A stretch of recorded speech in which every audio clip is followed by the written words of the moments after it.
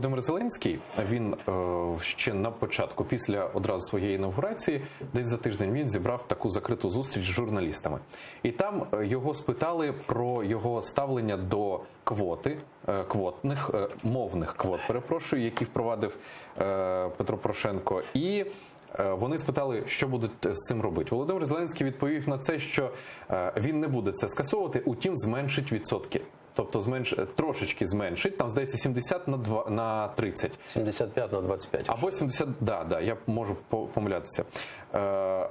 Чи вбачаєте ви в цьому правильні дії? Зменшити? Не вбачаю. Поясню чому.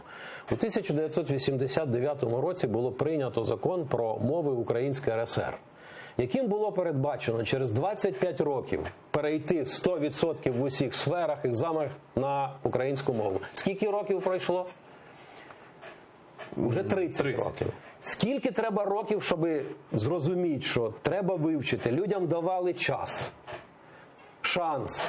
Будь ласка, на сьогоднішній день роки завершилися. Скільки ще раз можна вдаритись в штангу, щоб зрозуміти? Є українська держава, людина, яка працює на державній службі, державних установах, вона зобов'язана володіти українською мовою. Все. Для мене тут абсолютно ніяких дискусій немає. Я спокійно в 89-му році сприйняв те, що було прийнято. Я спокійно терпів все, що відбувалося. Скільки ще років треба? Даруйте.